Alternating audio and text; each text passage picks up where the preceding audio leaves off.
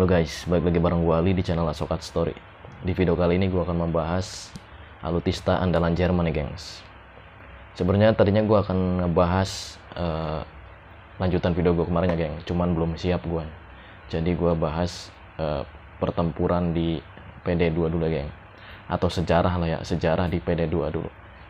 Takut gue lupa, jadi gue tulis aja nih, alutista andalan Jerman. Sebelum gue lanjut ke pembahasan intinya, gue akan bahas dulu nih pengertian atau kepanjangan dari alutista. Alutista adalah alat utama gitu kan, senjata militer intinya kayak gitu, geng.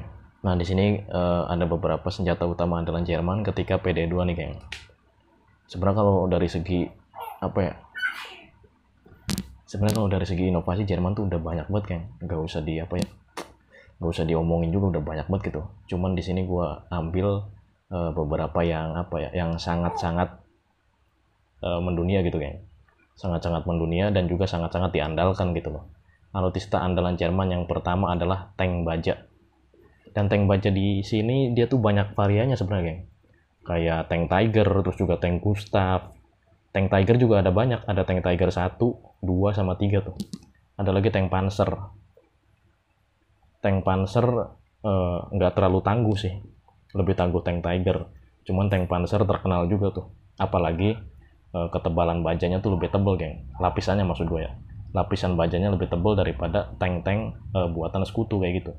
Buatan Amerika juga kalah, buatan Amerika, buatan Uni Soviet gitu kan, buatan Inggris, apalagi buatan Italia tuh sampah semua. Karena alutista Perang Dunia Pertama dipakai ketika PD2 gitu, banyak ampas semua isinya.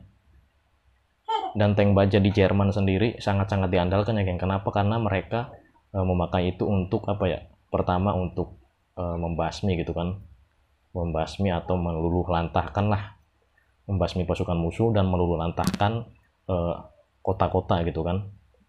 Yang kedua, mereka sangat mengandalkan tank. Kenapa? Karena setiap mereka menginvasi nih, geng, menginvasi negara-negara di Eropa gitu kan, pastinya melalui daratan gitu kan.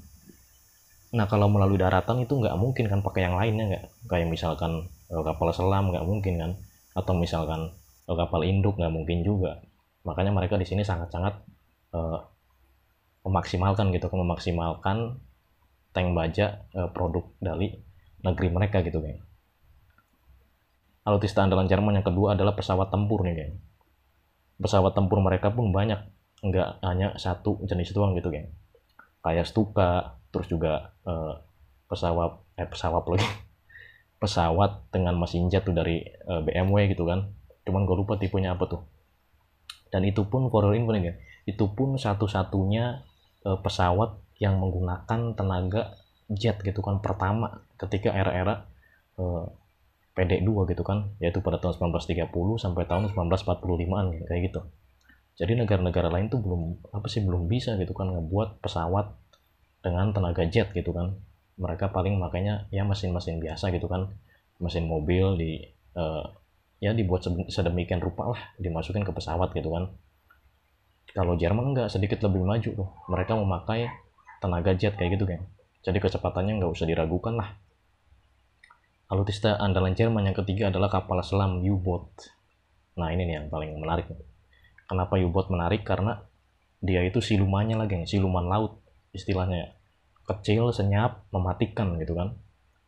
Bahkan nih, geng, bahkan kapal induk Inggris yang yang digadang-gadang sebagai raja lautan gitu kan, mereka itu nggak ada apa-apanya dibandingkan kapal selam U-boat Jerman kayak gitu, geng. Karena seperti yang gue bilang tadi tuh, kecil gitu kan, gesit, dan mereka itu nggak terdeteksi gitu kan oleh radar pada zaman itu kayak gitu. Pada zaman tahun-tahun 1939 sampai tahun 1945 kayak gitu, kan. Bahkan kapal selam U-boat ini udah diproduksi sebelum PD2 gitu loh. Jadi ketika PD1 pun dia udah dibuat, geng, cuman nggak seterkenal dan nggak sepopuler ketika PD2 gitu kan, apalagi dengan pemimpinnya gitu kan. Karena pemimpin ketika PD2 pun sangat-sangat sangat-sangat brutal dan juga sangat-sangat propagandanya terkenal banget gitu, geng. Pokoknya dia sangat-sangat disegani dan juga sangat-sangat sangat-sangat sering berbicara di depan publik gitu, geng. Jadi propagandanya banyak menyebar lah kayak gitu. Jadi di samping pemimpinnya yang populer di kalangan negara-negara Eropa pada saat itu, sepak terjang U-boat pun sangat bisa diandalkan ya ketika PD2. Dan gak hanya membasmi kapal-kapal musuh ya geng. U-boat pun digunakan untuk mengirim logistik nih kepada pasukan Jerman geng, khususnya di Laut Atlantik kayak gitu. Jadi misalkan mereka dicegat nih dari segi udara nih, atau dari segi daratnya gitu kan, truk-truk mereka nggak bisa lewat, jadi mereka pakainya U-boat karena U-boat lincah, gesit, dan juga mematikan seperti yang gue bilang tadi. Jadi Jerman nggak kehabisan akal tuh.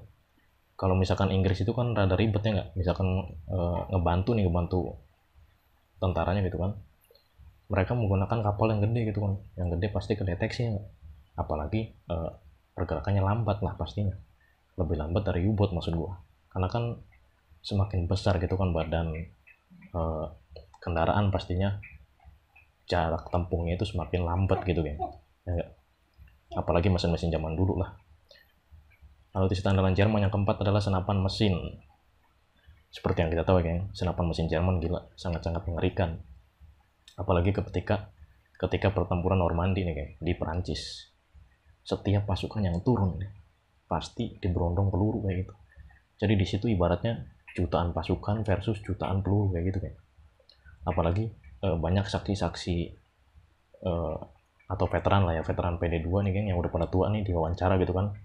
Jadi teman mereka nih yang selamat nih pasti ada satu luka robek gitu kan di badannya kayak gitu kan. Luka robek itu bekas apa ya? Bekas peluru pastinya, bekas senapan mesin Jerman pastinya. Jadi ingat ketika pertempuran di Guadalcanal gitu kan di Jepang, ketika pasukan Amerika menembus benteng Jepang gitu kan di Guadalcanal, pasukan Amerika pun sama geng, nggak luput dari atau nggak lepas dari serbuan gitu kan senapan mesin Jepang pada saat itu. Seperti halnya Jerman tuh ketika di Perancis. Bahkan senapan mesin Jerman pun lebih maju geng, sedikit lebih maju maksud gue daripada senapan mesin pihak sekutu gitu kan. Ya misalkan pihak sekutu mah semenit tuh cuma bisa memuntahkan 80 peluru, kalau Jerman bisa 100 peluru tuh. Alutsista andalan Jerman yang kelima adalah kereta api geng.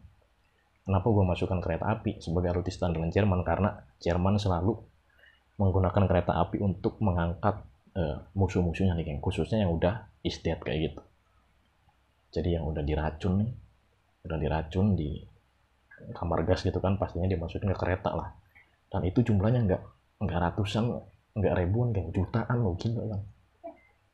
Tapi gue nggak akan bahas lebih detail nih karena takut ngelanggar gitu dan terlalu sensi. Oke, terima kasih buat kalian sudah menyaksikan video gue ini dari mulai pertama sampai terakhir. Buat kalian suka dengan video gue, pasti untuk tombol subscribe dan logo di sampingnya gue. Kita ketemu di video berikutnya. Terima kasih.